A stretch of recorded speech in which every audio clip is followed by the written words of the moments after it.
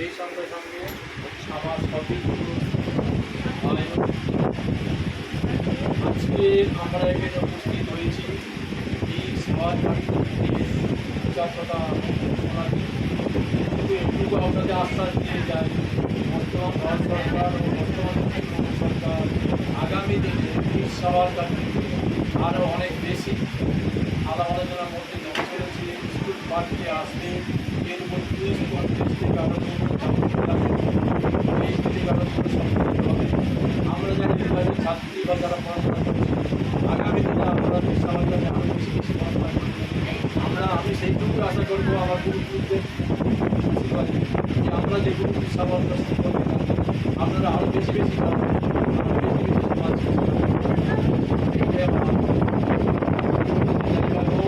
ভারতবর্ষে 1982 সালে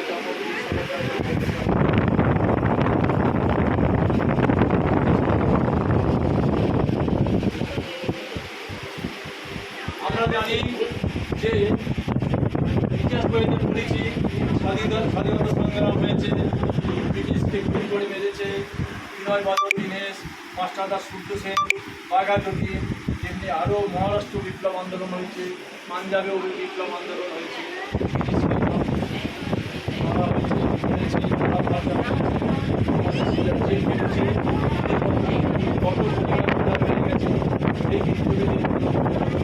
মহারাষ্ট্রে 3 ভাই দামোদর বিনায়ক দামোদর সাভারকার, তার দাদা বাবুরাও সাভারকার, তার ছোট ভাই গণেশ সাভারকার, তিনজনেই ছিল মহাবিপ্লবী।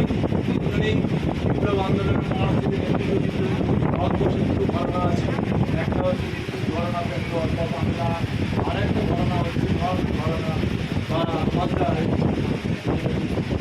বোম্বে মহারাষ্ট্র ধারণা। আমরা আমাদের যারা বিপ্লবীরা আমরা আমাদের কাছে পাথর ছিল শ্রীমদ ভাগবত গীতা, আর আমরা মা কালীর কাছে গিয়ে বুকে রক্ত বেল পাতাতে দিয়ে আমরা লুট করে গেছি। সেটা আমাদের কপাল খারাপ ছিল, আমরা লড়তে পারিনি, কিন্তু এখন তো আমরা স্বাধীন হয়েছি। এরপরে এলো 1962 সালে চীন ঠিক করলো স্বাধীন ভারত, নবীন ভারত, এখনও শক্তি সঞ্চয় করতে পারিনি, গোটা ভারতবর্ষ আমি দখল করে নেব। চীন ভারতবর্ষের সঙ্গে যুদ্ধ ঘোষণা করল, বামপন্থীরা চীনের পক্ষে চলে গেল, ভীষণ অবস্থা।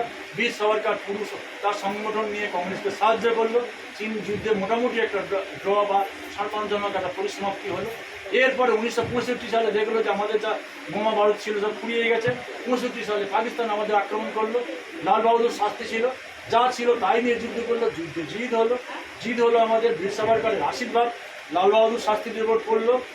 তো এরপরে ভারতবর্ষের শিক্ষার ক্ষেত্রে সব ক্ষেত্রে কিন্তু ইসলামীকরণ হয়েই চলেছে। বীর সাভারকার বারবার সাবধান বাণী করে গেছে, এ কাজ করবে না, এটা হবে না। তো দেখলো যে না, এরা কথা শোনার লোক নয়, এরা অন্য ঘরানার লোক। তখন বীর সাভারকার তার অনুগামীদের বলে গেল যে হিন্দু সংগঠন করে করতে করতে করতে করতে যদি সব রাজ্যে আমরা গ্রহণযোগ্য জায়গা পৌঁছাতে পারি তাহলে এই অবস্থার পরিবর্তন আসতে পারে।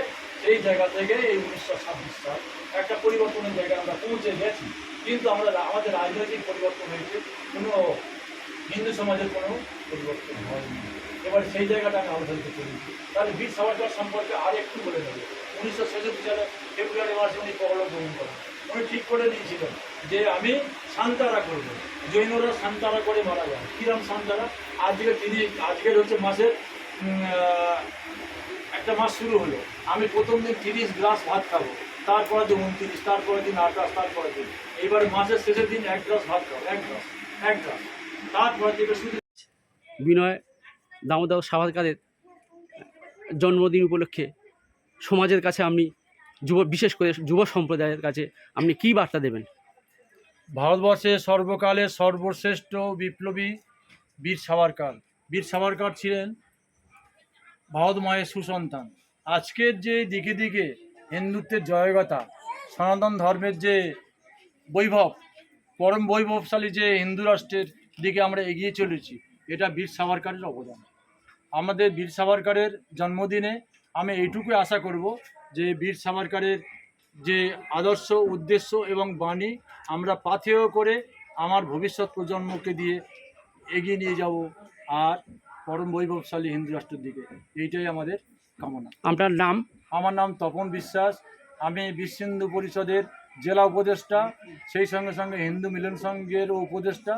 ব্যক্তিগত জীবনে আমি অ্যাডভোকেট এবং criminal court bar association Diamond হারবারে আমি সভাপতির দায়িত্বে আছি। Thank you.